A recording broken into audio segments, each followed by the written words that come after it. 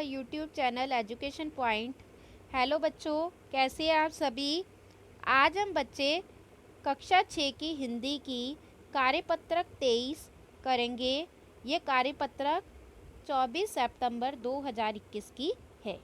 तो चलिए स्टार्ट करते हैं। प्यारे बच्चों, पिछले कार्यपत्रक में हमने लेखक प्रेमचंद द्वारा लिखी गई कहानी नादान दोस्त के बारे में पढ़ा। लास्ट वर्कशीट में भी बच्चे हमने इसी नादान दोस्त की कहानी पढ़ी थी और ये कहानी किसने लिखी है? लेखक प्रेमचंद ने। इनकी पिक्चर भी है यहाँ पर। और जाना कि केशव और श्यामा दोनों चिड़िया के बच्चों के लिए उनके मन में क्या क्या प्रश्न उठ रहे हैं और वे उनके लिए क्या क्या योजनाएं बनाते हैं। अब आगे देखें। थोड़ा सा बच्चे हम पहले पढ़ चुके थे और इससे आगे का हम इस वर्कशीट में पढ़ेंगे। केशव और श्यामा दो बच्चे थे यहाँ पे जो कि पक्षियों का ख्याल रख रहे थे। आइए देखते हैं इस गद्यांश में क्या कुछ नया सीखने को मिलता है और हम किस प्रकार अपने जीवन में जोड़ पाते हैं। श्यामा श्यामा बच्चे इस लड़की का नाम है। वह तो बीच से फटी हुई है, उसे धूप ना जाएगी। श्यामा कहती है अपने भाई केशव को कि ये टोकरी जो है वो बीच से फटी हुई है और उसमें से धूप लगेगी, पक्षियों को धूप जाएगी। केशव ने झुंझलाकर बोल कहा, यानी केशव ने थोड़ा गुस्से से कहा, तू टोकरी तो ला, मैं उसका सुराख बंद करने की कोई हिकमत निकालूंगा। यानी कि उसको कह रहा है कि तू टोकरी लिया, मैं उसका छेद बंद करने की कोई ना कोई तरकीब निकालूंगा। श्यामा दौड़कर टोकरी उठा लाई। केशव ने उसके सुराख में थोड़ा सा कागज ठूंस दिया और तब टोकरी को एक टहनी से टिकाकर बोला, देख, ऐसे ही घोंसले पर उसकी आड़ कर दूंगा, तब कैसे धूप जाएगी। तो केशव ने क्या करा, टोकरी में जो छेद था उसमें कागज ठूस दिया, कागज लगा दिया और अब वहां से धूप कोई नहीं जा सकती और उसे क्या कर दिया, एक टहनी से टिकाकर रख दिया। श्यामा ने दिल में सोचा, भैया कितने चालाक है, यानी कि भैया कितने समझदार हैं।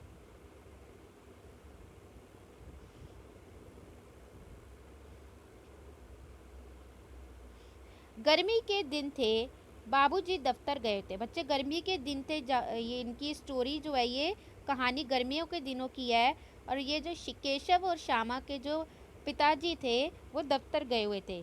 अम्मा जी दोनों बच्चों को सुलाकर खुद सो गई थी और इनकी माँ दोनों बच्चों को सुलाकर खुद सो गई थी। बच्चों की आंखों में नींद का, लेकिन उन्हें नींद नहीं आ रही थी। अम्मा जी को बहलाने के लिए दोनों दम रोके आंखें बंद किए मौके का इंतजार कर रहे थे। यानी कि वो क्या कर रहे थे, अपनी माँ के सामने सोने का नाटक कर रहे थे कि कब माँ सोए और हम बाहर जाएं। ज्यों ही मालूम हुआ कि अम्मा जी अच्छी तरह से सो गई, दोनों चुपके से उठे और धीरे से दरवाजे की सिटकनी खोलकर बाहर निकल गए। बच्चों को जैसे पता चला माँ गहरी नींद में सो गई, दोनों बच्चे आराम से उठकर दरवाजे की कुंडी खोलकर बाहर चले गए। अंडों की हिफाजत की तैयारियां होने लगी, यानी कि अंडों की देखभाल की, उनकी सुरक्षा की काम शुरू हो गया।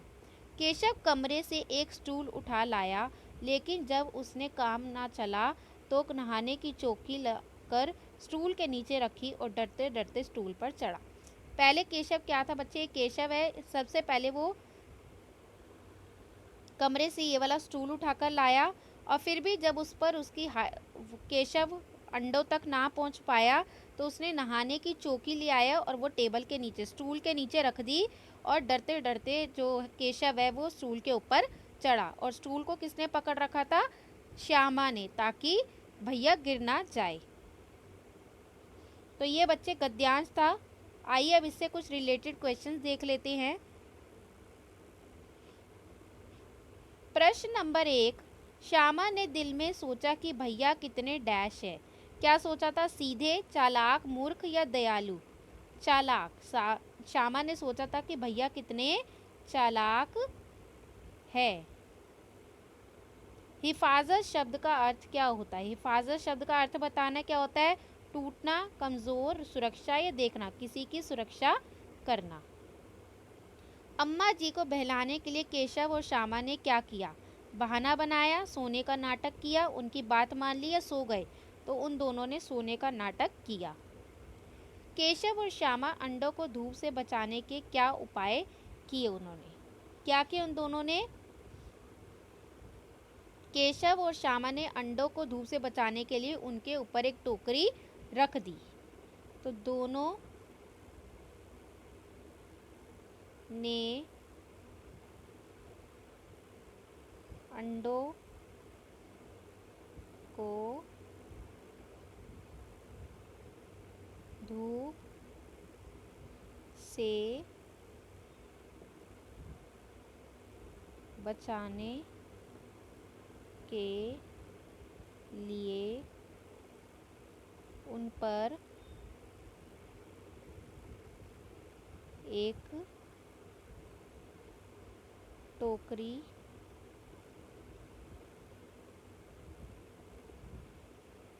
रख दी, जिससे अंडों के ऊपर धूप ना जा सके। तो ये प्रश्न नंबर 4 का उत्तर है। नाउ प्रश्न नंबर 5, दोनों बच्चों की गतिविधियों से ऐसी क्या चीज़ देखी जिससे आप सीखना चाहोगे? तो हमें इनसे देखने से क्या, इस स्टोरी को पढ़ा और ये दोनों बच्चे जो कर रहे थे, हमें इससे क्या सीखने को मिलता है कि हमें भी पक्षियों के प्रति, पशु पक्षियों के प्रति प्रेम की भावना रखनी चाहिए। आप अपनी तरीके से कुछ भी लिख सकते हैं बच्चे, जो आपके माइंड में आ रहा हो, आपने देखा हो। हमें भी पशु पक्षियों के प्रति प्रेम की भावना रखनी चाहिए और उनका ख्याल रखना चाहिए।